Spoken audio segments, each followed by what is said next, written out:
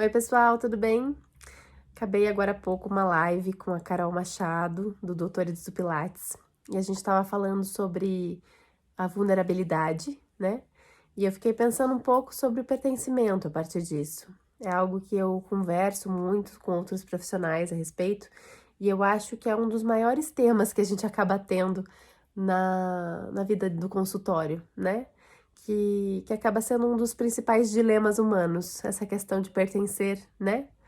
Então, assim, se a gente for olhar, o nosso cérebro ele é programado para pertencer, né? A gente, enquanto ser humano, desde a nossa formação, lá como embriões, a gente tem uma premissa, que é a de fazer vínculo, que é a de se organizar a partir de outras existências, né?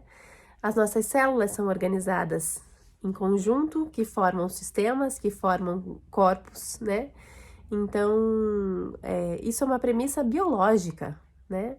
E a gente não tá isento disso, ninguém consegue ser feliz sozinho, né? Aquela história do é impossível ser feliz sozinho, né? Da música da Bossa Nova, é muito real, né? Então, o que eu queria trazer para vocês sobre pertencimento hoje é a gente poder refletir um pouco sobre o quanto todos nós estamos muitas vezes nos comportando para pertencer.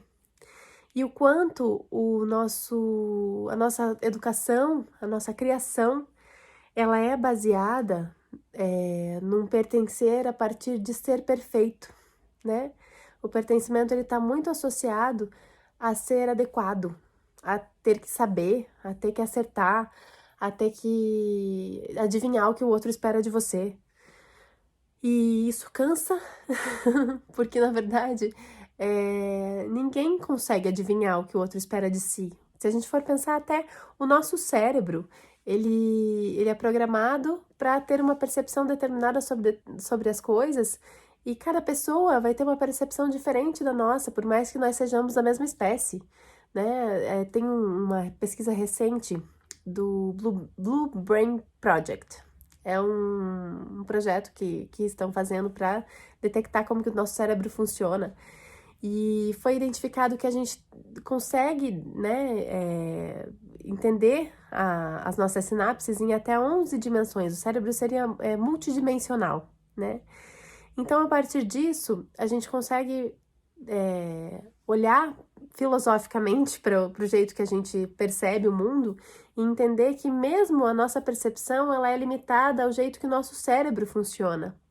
Sendo assim, se eu tenho um cérebro diferente de outra pessoa, a outra pessoa enxerga o mundo de outro jeito. E como é que eu posso supor que eu sei o jeito que ela quer que eu me comporte, né?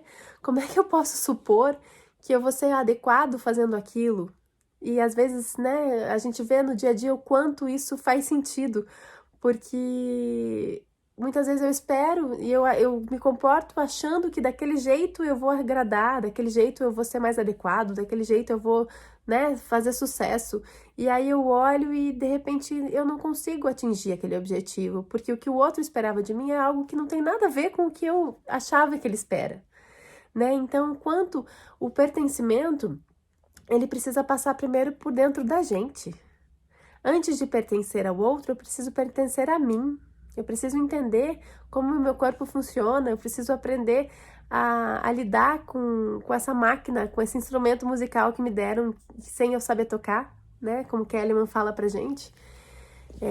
Então, para eu pertencer ao outro, eu preciso estar segura de que eu pertenço a mim primeiro. Porque aí eu consigo estar vulnerável o suficiente para poder bancar ser eu mesma diante do outro. E eu consigo aí, nesse ponto, bancar ser imperfeita diante dele. Porque só se eu banco ser imperfeita diante do outro, eu vou bancar ser inteira para mim. Deu para entender? Resumindo, né? No momento em que a gente aceita o jeito que a gente não precisa deixar de ser a gente para pertencer diante do que a gente imagina que o outro quer da gente. E aí, naturalmente, a gente começa a ser humana, porque a gente começa a caber dentro da gente do jeito que a gente é. E se a gente consegue ser humano, o outro vai reconhecer esse lugar de humano na gente e vai conseguir ser espontâneo diante da gente. E aí vai abrir a comunicação, e aí eu vou começar a ser eu, e aí as coisas vão fluir muito melhores do que eu imagino. Então, a mensagem que eu queria deixar para vocês hoje é: pertencer é algo que precisa passar pelo lugar de ser, né? E quando a gente consegue ser, a gente consegue pertencer com muito mais naturalidade, de um jeito muito mais real nas relações. Porque aí eu tô com o outro despida de quem eu realmente sou. E aí o outro consegue enxergar em mim quem eu sou e entender se aquela que eu sou faz sentido com aquela que ele quer, né? Assim como ao mesmo tempo eu consigo entender se aquela pessoa banca estar comigo do jeito que eu acho importante ser. E naturalmente as relações se organizam, as relações vão se estabelecendo a partir de trocas reais, porque a gente pode ser inteiro.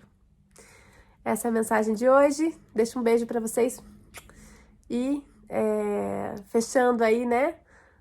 Conseguindo estrear o primeiro vídeo que eu faço para vocês, rompendo aí as barreiras de poder me mostrar vulnerável aí também, né? Porque vulnerabilidade tem a ver com coragem.